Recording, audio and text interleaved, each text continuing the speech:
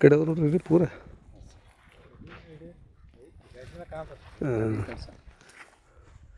ನಮಸ್ಕಾರ.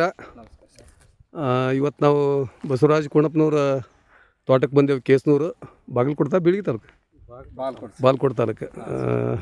ಹಾಗೇನೆ ನಮ್ಮ great leader Balappa Hugar sir ಇದ್ದಾರೆ. ನಮಸ್ಕಾರ ಸರ್. ಇದಕ್ಕೆ ಏನೇನು ಉಪಯೋಗ ಮಾಡಿರಿ ಉಳ್ಳಾಗಡ್ಡಿಗೆ ಸ್ವಲ್ಪ ನೀವು ಮಾಹಿತಿ ಕೊಡಿರಿ, ಮತ್ತು ಉಳ್ಳಾಗಡ್ಡಿ ರಿಸಲ್ಟ್ ಏನು ಅನಿಸುತ್ತೆ? ಉಳ್ಳಾಗಡ್ಡಿ ಚಲೋ ಬಂದತ್ರಿ ಸರ್. ಹಾಂ, ಈಗ 10-26 2 ಎಕರೆ 1 ಪ್ಯಾಕೆಟ್ ಹೋಗೋದ್ರಿ. ಹಾಂ, ಭೂ ಅಸ್ತ್ರ 4 ಪ್ಯಾಕೆಟ್ ಹಾಕಿವ್ರಿ. 1 ಎಕರೆಗೆ ಇಲ್ಲ 2 ಎಕರೆ 2 ಎಕರೆಗೆ 4 ಪ್ಯಾಕೆಟ್. ಹಾಂ, ಮತ್ತು ಗ್ರೋ ಮ್ಯಾಜಿಕ್ ರೀ, MI ಸ್ಪ್ರೇ ರೀ, ಓಲಿಫ್ ಇದು ರೀ MI ವೀರ್. ಹಾಂ ಹಾಂ. ಸೊ ಏನು ಅನ್ಸುತ್ತೆ ಸರ್ ನಿಮಗೆ ಇದ್ರದ್ದು ರಿಸಲ್ಟ್? ಮಾತ್ರ ಬೆಳೆ ಚೆನ್ನಾಗಿ ಬಂದತ್ರಿ. ಇದೇನು ಸಗಣಿ ಹೊಲ ಗೊಬ್ಬರನೂ ಹಾಕಿಲ್ರಿ ಸಣ್ಣದಾಗ ರೀ ಹೊಲಕ್ಕೆ. ಅದು ಹಾಂ, ನಾವು ಪಾಲಿಲೇ ಮಾಡಿದ್ರಿ. ಇದು ಈ ಕಡೆ ಬರ್ರಿ ಬಳಪ ಹಂಗೆ. ಸರಿ ಸರ್. ಓಕೆ, ಪಾಲಿಲೇ ಮಾಡಿದ್ರಿ ಸರ್. ಅದು ಹಾಂ ಹಾಂ. ಅವ್ರಂತರೂ ಸಗಣಿ ಗೊಬ್ಬರ ಹಾಕಿಲ್ರಿ. ನಾವು ಈಗ ಮಾಡಾಕತ್ತಿ ಈಗ 4-5-6ನೇ ವರ್ಷ ಇದು. ನಾವು ಹಾಕಿಲ್ರಿ. ಬಡನೆಲ್ಲ ರೀ, ಬಡನೆಲ್ದಾಗ ಹಿಂಗೆ ಗಡ್ಡೆ ಆಗೈತೆ ನೋಡಿ. ಭಾಳಪ್ಪನ ಇದಕ್ಕೆ ಭೂ ಅಸ್ತ್ರ ಹಾಕ್ಬೇಕಂತ ಯಾಕೆ ನಿಮ್ಮ ಮನುಷ್ಯ ಬಂತು? ಕಬ್ಬಿಗೆ 1 ಎಕರೆಗೆ ಮಾಡಿ ನೋಡೋಣ ಅಂತ ಕೊಟ್ಟಿದ್ರಿ. ಹಾಂ, ಮತ್ತು ಇನ್ನೊಬ್ಬರು ಯಾರ್ದ ಭಾರಿ ಬಂದತ್ತಂತಂದ್ರು ಸರ್. ಯಾರು? ರೆಡ್ಡಿ ಸರ್ ರೀ. ಹಾಕ್ಯಾರಂದ್ರೆ ಹಾಂ, ಬಂದ್ಕೇರಿ ಜಲಿಗೇರಿ. ಹಾಂ, ಜಲಿಗೇರಿ. ಹಾಂ, ಅವರು ಒಂದು ಅರ್ಧ ಭೂ ಅಸ್ತ್ರ ಹಾಕಿವಿ, ಅರ್ಧ ಹಾಕಿದ್ದಿಲ್ಲ. ಭೂ ಅಸ್ತ್ರ ಹಾಕಿದ್ದು ಚಲೋ ಬಂದತ್ತಂತ ಹೇಳಿದ್ರಿ. ಹಿಂಗಾಗಿ ನಾವು ಆಟ ಮಾಡೋದು ಬೇಡ, 2 ಎಕರೆನೂ ಬಣ್ಣೆಲ್ಲ ಆಯ್ತು ಅಂತಂದು ಮಾಡಿದ್ವಿ. ಎಸ್, ಬೆಳೆ ಮಾತ್ರ ಚೆನ್ನಾಗಿ ಬಂದತ್ತು. ಬಾಳಪ್ಪ ಸರ್ ಏನು ಹೇಳಕ್ತೀರಿ ನೀವು? ನಮಸ್ಕಾರ ಸರ್. ನಮಸ್ಕಾರ. ಬಾಳಪ್ಪ ಹುಗಾರ್ ಅಂತ ಸರ್.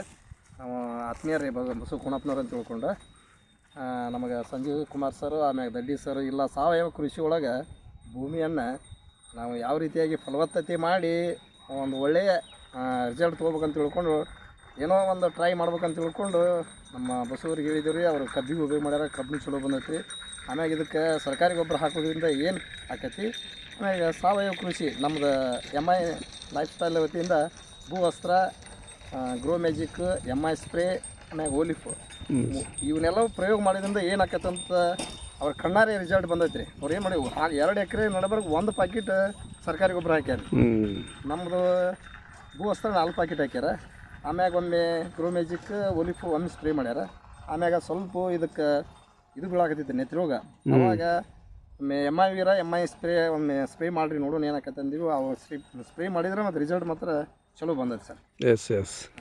ಆದ್ದರಿಂದ ಎಲ್ಲ ರೈತ ಬಾಂಧವರಲ್ಲಿ ವಿನಂತಿ ಪೂರ್ವಕವಾಗಿ ಕೇಳೋಣದಂದ್ರೆ, ನಾವೆಲ್ಲರೂ ಸರ್ಕಾರ ಗೊಬ್ಬರ ಕೆಮಿಕಲ್ ಹಾಕಿ ನಾವು ತಿಂದು ಭೂಮಿನೂ ರೋಗ ಮಾಡ್ತೀವಿ. ನಮಗೂ 12 ಕಾಯಿಲೆಗಳನ್ನು ಉಪಯೋಗ ಮಾಡ್ತೀವಿ. ಆದ್ದರಿಂದ ಸಾವಯವ ಕೃಷಿ ಒಳಗೆ ನಮಗೆ ಈ ಸೈಜು ಮತ್ತು ಈಗ ರೈತರಿಗೆ ಏನು ಬೇಕಾಗಿರ್ತೈತಿ, ಒಳ್ಳೆಯ ಬೆಳೆ ಬರ್ತಪ್ಪ ಅಂದ್ರೆ ಎಲ್ಲರಿಗೂ ಖುಷಿ ಆಕೈತಿ. ಅದ್ರ ಸಲುವಾಗಿ ಸಾವಯವ ಕೃಷಿನ ಮಾಡ್ರಿ ಅಂತ ತಿಳ್ಕೊಂಡು ಎಲ್ಲ ರೈತ ಬಾಂಧವರಲ್ಲಿ ವಿನಂತಿ ಪೂರ್ವಕವಾಗಿ ಕೇಳ್ಕೊಳ್ತೀವಿ. ಎಸ್, ವಿಷಮುಕ್ತ ಭೂಮಿ, ರೋಗಮುಕ್ತ ಭಾರತ.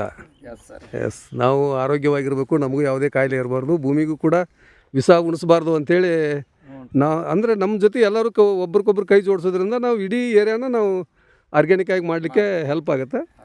ಇವತ್ತು ಕೇಸ್ನೂರೊಳಗೆ ನಾವು ಬಸವರಾಜ್ ಕೋಣಪ್ಪನವ್ರ ಮುಖಾಂತರ ನಾವು ಈ ಏರಿಯಾನ ಫುಲ್ ನಾವು ಆರ್ಗ್ಯಾನಿಕ್ ಆಗಿ ಮತ್ತು ಬಾಳಪ್ಪ ಹೂಗಾರ್ ಅವರ ನೇತೃತ್ವದಾಗ ಕೇಸ್ನೂರು ಇಡೀ ಗ್ರಾಮನ ನಾವು ಆರ್ಗ್ಯಾನಿಕ್ ಆಗಿ ಮಾಡ್ತೀವಿ. ಈ ಒಂದು ಬೆಳೆ ನೋಡಿದ್ರೆ ನಮ್ಗೆ ತುಂಬ ಖುಷಿ ಆಗುತ್ತೆ, ರೈತರಿಗೂ ಕೂಡ ಖುಷಿ ಆಗುತ್ತೆ. ಪ್ರತಿಯೊಂದು ಗಡ್ಡಿ ಒಂದೇ ಸೈಜು, ಒಂದಕ್ಕಿಂತ ಒಂದು ಜಾಸ್ತಿನೇ ಇದೆ. ನೋಡಿ ಸರ್, ಸರ್ಕಾರಿ ಗೊಬ್ಬರ ಹಾಕಿದ್ರೆ ಬೆಳೆ ಹಾಕಿಲ್ಲ ಆ ನಮೂನಿ ಗಡ್ಡೆ ಆಗೈತೆ. ಮತ್ತು ಜಾಸ್ತಿ ಪ್ರಮಾಣದಾಗ ಚಲೋ ಆಗೈತೆ ಅಂತ ತಿಳ್ಕೊಂಡು ರೈತರು ಅನುಭವನ ಹೇಳ್ತಾರೆ ಅವರು. ಎಸ್, ಅದು ಎಸ್.